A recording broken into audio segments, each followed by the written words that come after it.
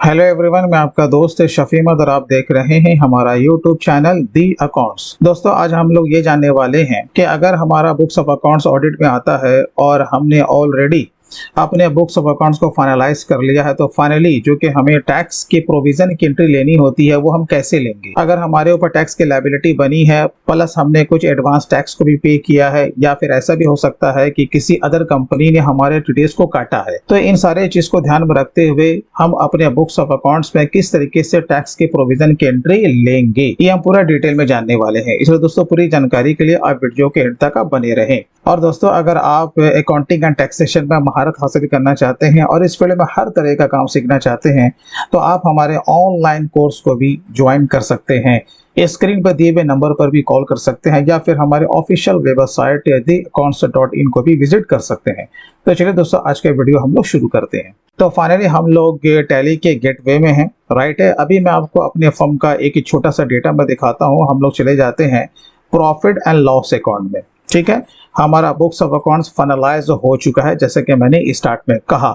तो यहाँ पर फाइनली जो कि हमारा नेट प्रॉफिट निकल रहा है वो 5,92,738 रुपए निकल रहा है, राइट है।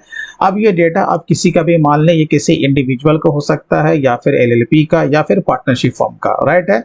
जिस तरीके से अभी मैं आपको बताऊंगा उसी तरीके से आपको भी इसे इम्प्लीमेंट करना है, तो बहुत ही सिंपल वे में आप टैक्स का प्रोविजन की एंट्री ले पाओगे। तो यहाँ पर 5,92,738 रुपया है, राइट है। अब हम लोग आ जाते हैं बैलेंस शीट में। अगर बैलेंस शीट में आते हैं तो हमें यहाँ पर ये देखने को मिलता है कि भाई देखो, जिसका भी डेटा है यहाँ पर उसने उस पर्टिकुलर फाइनेंशियल ईयर में एडवांस टैक्स को भी यहाँ पर जमा किया है। कितना भाई? 10,000 रुपया है। प्लस यहाँ पर जो कि इनका टीडीएस का डिडक्शन है, यानी कि किसी डिडक्टर ने काट करके वो जमा किया है, वो 5,000 रुपया है। तो देखो, एक्चुअल में ये एंट्री कहाँ से आती है? आपको पता है कि जब भी आप बुक्स ऑफ अकाउंट्स को फाइनलाइज करते हो तो 26 AS आपको देखना कंपलसरी हो जाता है, क्योंकि ये डेटा वहीं पर रिफ्लेक्ट कर रहा होगा, तभी तो वहां पर से एंट्री लिया गया है। जब तक 26 AS में ये 5,000 रुपया दिखा नहीं तो ये आया कैसे? प्लस ये 10,000 रुपया दिखा नहीं तो उसने लिया कैसे? ठीक है। तो 26 AS देख करके ही ये एंट्री को पास करना होता है, ठीक है। तो चलिए, तो हमें यहाँ पर आपको ये बताना है कि इन सारे चीज को ध्यान में रखते हुए आपको अपने टैक्स का प्रोविजन का एंट्री कैसे लेना है। तो इसके लिए छोटा सा मैं आपको कैलकुलेशन करके मैं यहाँ पर आपको दिखा देता हूँ कि देखो, मैंने यहाँ पर मान लिया है कि जो भी हमारा नेट प्रॉफिट निकल रहा है, ठीक है, उस पर जो हम पर जो टोटल जो टैक्स की लायबिलिटी बन रही है वो 41.8 थाउजेंड है। ऑफ कोर्स ये हम पर पूरी टैक्स की लायबिलिटी है, लेकिन मामला क्या है कि मैंने एडवांस टैक्स भी पे किया है। अगर आपने किया है तो आप इसको क्या करोगे भाई? लेस करोगे, राइट है ना, क्योंकि ये फिगर आपके 26 AS में वो रिफ्लेक्ट कर रहा है। ऑफ कोर्स ये मेरा एडवांस टैक्स है, तो ये लेस होगा हमारे टैक्स की लायबिलिटी से। उसके बाद क्या हो सकता है कि अगर आपका किसी ने टीडीएस को काटा है और काट करके जमा कर दिया, तो वो कहाँ करेगा? रिफ्लेक्ट 26 AS में। तो चलो भाई, 5,000 रुपया हमने इसे भी लेस कर दिया। तो फाइनली जब हम लोग इसे लेस कर देते हैं, ये दोनों एडवांस टैक्स और plus TDS deducted by others को, तो 26.8 थाउजेंड का हमारे ऊपर क्या आता है? नेट टैक्स की लायबिलिटी आती है। अब यही चीज आपको क्या करना है? बैलेंस शीट में भी शो करना है, ठीक है। अब देखिए इसका एडजस्टमेंट आप कैसे करोगे। अब हम लोग आ जाते हैं टैली में। होता क्या है कि बहुत सारे ऐसे भी काम करते हैं कि जो भी आपका कैपिटल अकाउंट है वो फाइनली वो क्या करते हैं? इनकम टैक्स को उससे लेस कर देते हैं। तो ऐसा भी हो सकता है, लेकिन आपको ये भी ध्यान रखना है कि आप जो भी एडजस्टमेंट करें आप प्रॉफिट के साथ करें। आपको चले आना है अकाउंटिंग वॉचर्स में, और कहाँ आना है? जर्नल में। और कौन से डेट में आपको एंट्री लेना है? 31 मार्च, ठीक है। आपका जो भी साल हो, अभी मैं यहाँ पर मैंने मान लिया कि मैंने 23-24 का मैं यहाँ पे कर रहा हूँ, जबकि 23-24 अभी तो चल ही रहा है ना। चलिए, तो हम लोग क्या करेंगे? यहाँ पर प्रॉफिट एंड लॉस को क्या करेंगे? डेबिट करेंगे। तो यहाँ पर हम लोग फिगर देख लेते हैं कितना हुआ? 41,800 रुपया है। तो 41,800 रुपया यहाँ पर हम लोग ले लेंगे, राइट है। अब बात आती है प्रोविजन फॉर टैक्स। ये आपको लेजर बना लेना है। अब आपको लेजर कैसे बनाना है? यहाँ पर टैप कर देना है प्रोविजन फॉर टैक्स, और इसका ग्रुप क्या लीजिएगा? टैली में प्रोविजन। ये आपका टैली में इस टाइप का ग्रुप आपका दिया हुआ, राइट है। चलिए इसे कर लीजिए सेव। तो ये आपको एंट्री सबसे पहले लेना है, और यहाँ पर आपको इससे रिलेटेड आपको नरेशन भी डाल देना है। ये आपका पहला काम हो गया। अब देखिए इससे क्या होगा? जब आप लोग बैलेंस शीट में जब आप आओगे तो यहाँ पर देखो आपका प्रोविजन यहाँ पर दिख रहा है 41,800 रुपया और प्रॉफिट भी हमारा क्या यहाँ पर लेस हो चुका है। लेकिन सवाल ये है क्या भाई 41,800 रुपया ये ऐसे ही रहेगा और प्लस ये जो 10,000 है प्लस 5,000 ये ऐसे ही रहेगा? ऐसे नहीं रहेगा, इसको आपको खत्म करना, ठीक है ना। फाइनली जो कि हम पर टैक्स की लायबिलिटी बन रही है वो 26,800 ही बन रही है, उतना ही आपका भी आना चाहिए, राइट है। तो वो कैसे आएगा, अब देखिए आपको अगेन आ जाना है अकाउंटिंग वाउचर के जर्नल वाउचर में, ठीक है।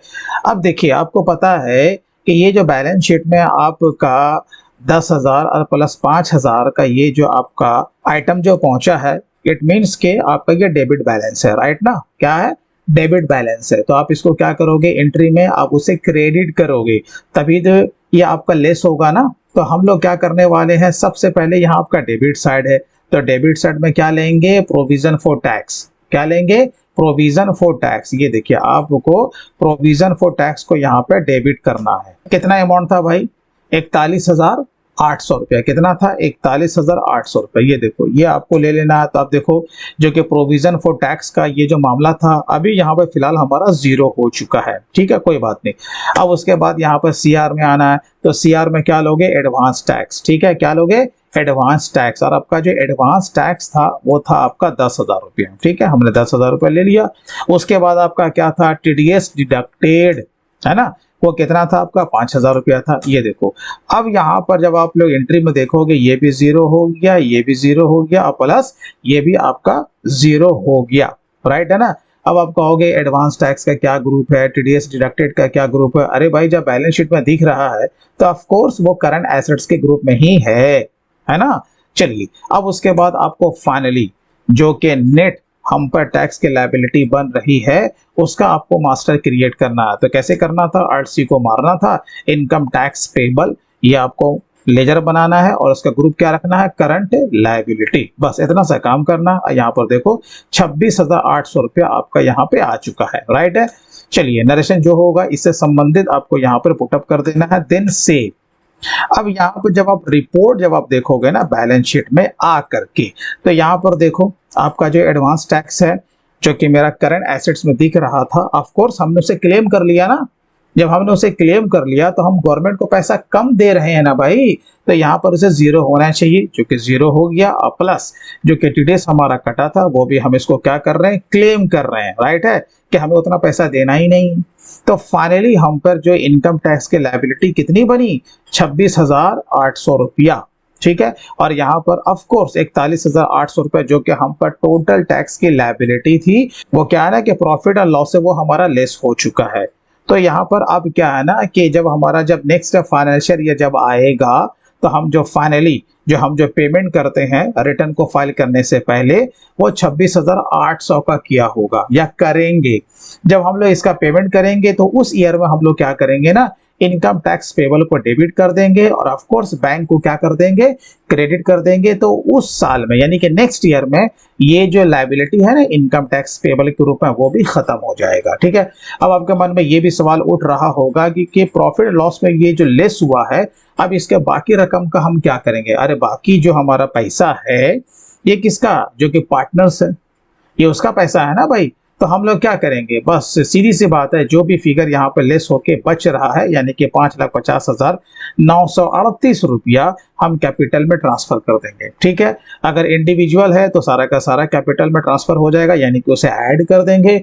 और अगर पार्टनर्स है, एलएलपी फर्म है, तो ऑफ कोर्स उसका जो भी शेयर है, उसका जो भी परसेंटेज है उसके हिसाब से हम लोग बांट करके उसके पैसे को ट्रांसफर कर देंगे। तो इस तरीके से बहुत ही सिंपल वे में आप मार्च क्लोजिंग में टैक्स की प्रोविजन की एंट्री ले सकते हो। तो दोस्तों मैं उम्मीद करता हूँ कि इस वीडियो से आपने कुछ सीखा होगा और अगर इसी तरीके से पूरा डिटेल में आप अकाउंटिंग एंड टैक्सेशन में हर तरह का काम सीखना चाहते हैं तो आप हमारे ऑनलाइन कोर्स को आप जरूर ज्वाइन करें।